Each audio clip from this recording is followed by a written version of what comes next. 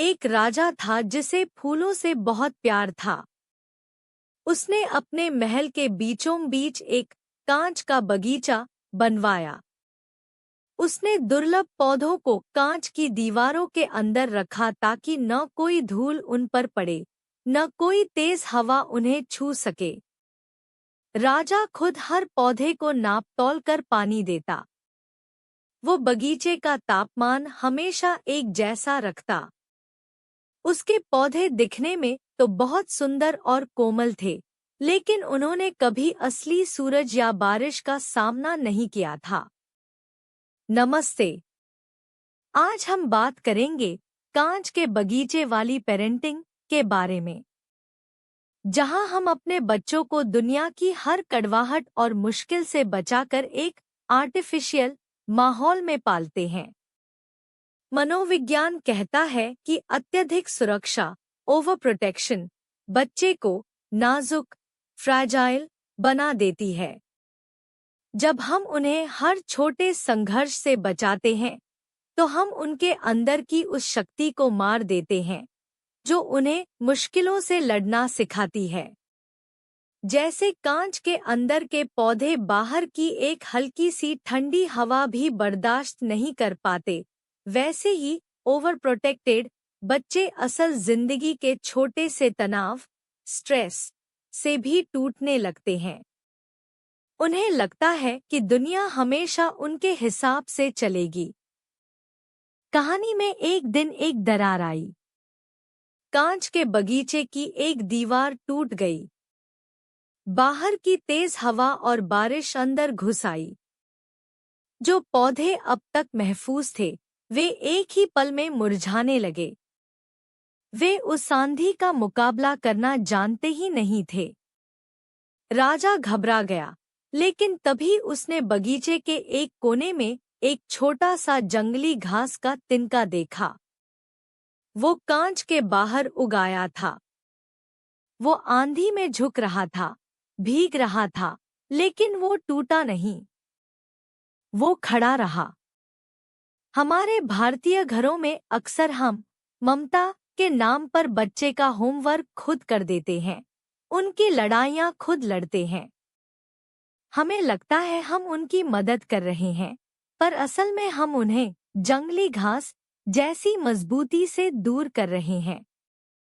यहाँ एक aha moment है। आपके बच्चे को सुरक्षा से ज्यादा तैयारी की जरूरत है। उसे कांच के घर में रखने के बजाय उसे बारिश में छाता पकड़ना और आंधी में पैर जमाना सिखाना होगा।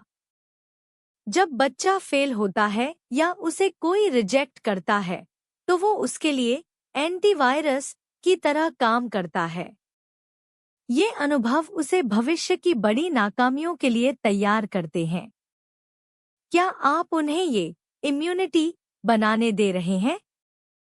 एक छोटा बदलाव आजमाएं, कठिन काम करने दें, लेट देम स्ट्रगल। अगर बच्चा कोई खिलौना जोड़ नहीं पा रहा या कोई फैसला नहीं ले पा रहा, तो उसे फौरन मदद न दें। उसे थोड़ा जूझने दें। जूझना ही उसे मजबूत बनाएगा। राजा ने उस दिन महसूस किया कि असली खूबसूरती कोमलता में नहीं, बल्कि काबिलियत में है। उसने बगीचे की सारी दीवारें गिरा दी। उसने अपने पौधों को आजाद कर दिया ताकि वे मिट्टी, धूप और बारिश के साथ अपना रिश्ता खुद बना सकें। हमें खुद को बॉडीगार्ड से एक मेंटोर में बदलना होगा। बच्चे के चारों ओर दीवार बनाने के बजाय उसके कैरेक्टर को इतना मजबूत बनाना होगा कि वो किसी भी तूफान में सीधा खड़ा रह सके। बच्चे को ये सिखाना जरूरी है कि दुनिया हमेशा आसान नहीं होगी, लेकिन तुम मजबूत हो। ये भरोसा उसे वो पंख देगा जो किसी भी कांच के घर से कहीं ज्यादा सुरक्षित है। छोटी छोटी चोटें और हार बच्चे के लिए वैक्सीन है। ये उसे सिखाती है कि गिरने के बाद उठा कैसे जाता है। अगर वो कभी गिरेगा ही नहीं, तो वो उठने का हुनर कभी नहीं सीख पाएगा। अक्सर हम अपनी खुद की घबराहट के कारण बच्चे को रोके रखते हैं। हमें डर लगता है कि उसे चोट न लग जाए, लेकिन चोट का डर उसे जीने के अनुभव से वंचित डिप्राइव कर देता है। कहानी के अंत में राजा का बगीचा अब कांच का नहीं रहा। अब वहां बड़े बड़े पेड़ थे जिनकी जड़ें गहरी थी। वे तूफान में नाचते थे क्योंकि वे जानते थे कि संघर्ष ही जीवन की असली खाद है। असली पेरेंटिंग वो नहीं है जहां बच्चा कभी दुखी न हो। असली सफलता वो है जहां बच्चा दुख और हार को संभालना सीख जाए। उसे एक ऐसा योद्धा बनाइए जिसे अपनी ढाल खुद थामनी आती हो। पेरेंटिंग एक धीमी रिहाई है। हम उसे सुरक्षित रखने से लेकर उसे आजाद छोड़ने तक का सफर तय करते हैं। और उस सफर में सबसे बड़ी जीत बच्चे की आत्मनिर्भरता है। कल्पना कीजिए एक ऐसे घर की जहां मुश्किलों का स्वागत किया जाता है क्योंकि वे हमें कुछ नया सिखाती हैं। जहां बच्चा जानता है कि उसके माता पिता उसका साथ देंगे, लेकिन उसकी जंग उसे खुद लड़नी होगी। पीछे हटकर उसे अपनी मजबूती आजमाने दे। उसे कांच के घेरे से बाहर निकालिए। उसे धूप लगने दीजिए, उसे भीगने दीजिए। तभी वो एक विशाल और मजबूत वृक्ष बन पाएगा।